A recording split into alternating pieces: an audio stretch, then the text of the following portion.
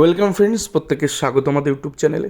যে সমস্ত ভিউয়ার্সরা প্রথমবার চ্যানেলটি দেখছেন তারা অবশ্যই চ্যানেলটিকে সাবস্ক্রাইব করে দেবেন এবং চ্যানেলের পাশে থাকা বেল আইকনটি প্রেস করবেন যাতে এই ধরনের খবরাখবর সবচেয়ে আগে সবচেয়ে দ্রুত আপনাদের কাছে পৌঁছে যায়।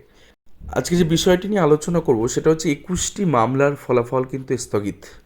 3 জেলায় নিয়োগের অর্ডার হলেও এই জেলায় কিন্তু এখনই নিয়োগ নয়, এমনটাই কিন্তু নির্দেশ কলকাতা হাইকোর্টের। তো গোটা বিষয় নিয়ে আমরা আলোচনা করব যে কেন এরকমটা হলো। তো আপনারা জানেন 2009 সালে যে 4টি জেলা এই মুহূর্তে নিয়োগ চলছে, নিয়োগ মানে কোর্টের অর্ডারে নিয়োগের নির্দেশ দেওয়া হয়েছে, সেটা হচ্ছে DPSC Howrah, DPSC Malda, DPSC north চব্বিশ পরগনা। এই 3টি জেলায় 2009 সালের যে প্রাথমিকের নিয়োগ কোথাও গিয়ে কিছু পেন্ডিং ছিল বা অ্যালিগেশন ছিল, সেখানে গিয়ে রেস্ট অফ ভ্যাকেন্সিতে কিন্তু এই 3 জেলায় কিন্তু নিয়োগের অর্ডার হয়ে গেছে। যে জেলাটা নিয়ে আজকে আমরা আলোচনা করবো সেটা হচ্ছে ডিপিএসসি সাউথ চব্বিশ পরগনা। এই জেলাতে কিন্তু কোথাও গিয়ে নিয়োগ কিন্তু কোথাও গিয়ে বিষবাহ জলে চলে গেল। তো গোটা বিষয়টা আমরা একটু আলোকপাত করি, আমরা দেখে নেব যে কোন 21টি মামলা ফলাফল স্থগিত। তো সেক্ষেত্রে আমি কিছু এখানে দিয়েছি ম্যাটারের নাম, যেমন ডিপিএসসি সাউথ চব্বিশ পরগনা 2009 10 তারিখে এইটা মামলাটা ওঠে এবং সেক্ষেত্রে কোর্ট নাম্বার 13তে ছিল জাস্টিস হাসান মান্তাসারের কোর্ট, এবং যার শুরুটা হচ্ছে ডব্লিউপি 1856 2023 সালের থেকে শুরু করে ডব্লিউপিএ 13,307 এরকম করে একাধিক প্রায় 21টি মামলা কিন্তু দায়ের হয় কলকাতা হাইকোর্টে। এবং সেক্ষেত্রে এই মামলার ফলাফল কিন্তু কোথাও গিয়ে স্থগিত করে দিল, অর্থাৎ এই মুহূর্তে লিস্ট থেকে আউট করে দিল সমস্ত মামলাগুলো জাস্টিস হাসান মান্তা স্যার।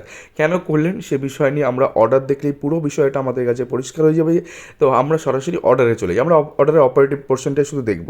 তো অর্ডারের 4 নম্বর পয়েন্টে লেখা আছে, the said order of the division bench has been carried to the honourable Supreme Court of India, SLP number civil diary number 25963 of 2023।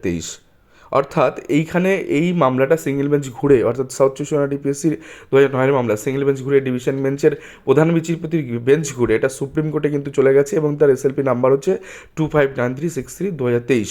সেক্ষেত্রে the honourable Supreme Court of India on 28 August 2023 has passed an order that status quo as the existing on the said date in the matter of appointment shall be maintained by the parties। অর্থাৎ এক্ষেত্রে 28 August 2023 supreme court একটি order দেন এবং সেক্ষেত্রে কিছু নিয়োগের কিন্তু নির্দেশ দেওয়া হয় এবং সেক্ষেত্রে সেই নির্দেশও কিন্তু কমপ্লাই করে পার্টিকুলার ওই সাউথ চব্বিশ পরগনা ডিপিএসসি 2009 রিক্রুটমেন্টের প্রসেসের বিষয়ে। তো মোদ্দা কথা, এখান থেকে একটা এসএলপি দায়ের হয়েছে, যে এসএলপিটা প্রার্থীদের থেকেই করা হয়েছে এবং সেটা কিন্তু কলকাতা হাইকোর্টের সিঙ্গেল বেঞ্চ ঘুরে, প্রধান বিচারপতি ডিভিশন বেঞ্চ ঘুরে, সেটা কিন্তু বর্তমানে দিল্লিতে সুপ্রিম কোর্টে কিন্তু একটি এসএলপি আকারে রয়েছে এবং সেই মামলা লাস্ট যে অর্ডার হয়েছিল 28 আগস্ট 2023 সেক্ষেত্রে একটি নিয়োগের অর্ডার হয়। তো সেই অর্ডার মোতাবেক তো সেটা কিন্তু কিছুটা কমপ্লাই করেছে ডিপিএসসি। আমরা চলে যাবো পয়েন্ট নাম্বার 5-এ কী বলা আছে, council of the DPSC of south চব্বিশ Parganas mister Chatterjee submit that as many as 328 appointment have been made even after the order dated 28 August 2023 pass by the honourable Supreme Court of India. অর্থাৎ supreme কোর্টের নির্দেশে 28 August 2023 সালের ক্ষেত্রে 328টি অ্যাপয়েন্টমেন্টের কিন্তু issue করা হয় এবং সেটা কিন্তু পরবর্তী ক্ষেত্রে টিপিএসসি সেটা করে। Then he further submit that out of the set 328 appointment about 101 candidate have not join. অর্থাৎ পরবর্তী ক্ষেত্রে দেখা যায় যে 101 মানে 328টা এখানে অ্যাপয়েন্টমেন্ট ইস্যু করা হয়, তার মধ্যে দেখা যায় যে 101 জন কিন্তু চাকরিতে যোগদান করে না বা তারা অ্যাপয়েন্টমেন্ট রিসিভ করেন না। এটা গেল পয়েন্ট নাম্বার 5। এবার তারপর অপারেটিভ পোর্শনে কী আছে, তো এই এসএলপি থাকার জন্য পয়েন্ট নাম্বার 7-এ জাস্টিস হাসান মান্তা স্যার লিখছেন, this court is the view that unless an appropriate clarification is received from the Honorable Supreme Court of India, অর্থাৎ এই কোর্ট এই মুহূর্তে তার যা ভিউ সেটা হচ্ছে যতক্ষণ না পর্যন্ত ক্লারিফিকেশন হবে সুপ্রিম কোর্টের তরফ থেকে, it would be inappropriate to proceed any further in the matter. অর্থাৎ এই ম্যাটারে পরবর্তী ক্ষেত্রে একটা অ্যাপ্রোপ্রিয়েট অর্ডার কিন্তু সেক্ষেত্রে এই কোর্ট দিতে পারে না। The parties may take step accordingly, অর্থাৎ যে পার্টিরা মামলা করেছেন তারা এখন উপযুক্ত পদক্ষেপ তারা নিক।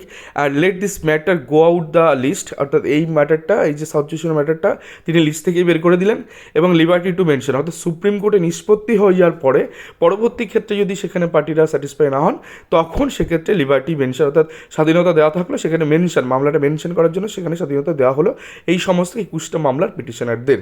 তো এই হচ্ছে সাউথ চব্বিশ পরগনার ঘটনা, যেখানে তিনটে জেলায় 2009 থেকে নিয়োগ হলেও কোথাও গিয়ে সাউথ চব্বিশ পরগনার মামলা কিন্তু সুপ্রিম কোর্টে এসএলপির দৌড়তে কিন্তু নিয়োগ কিন্তু আটকে গেল এবং সুপ্রিম কোর্টের দিকে তাকিয়ে থাকতেও সেখানে কি হয়, সেখানে না হলে পরবর্তী ক্ষেত্রে হাইকোর্টে দ্বারস্থ আবার হওয়ার জন্য স্বাধীনতা দিয়ে রেখেছে পিটিশনারদের।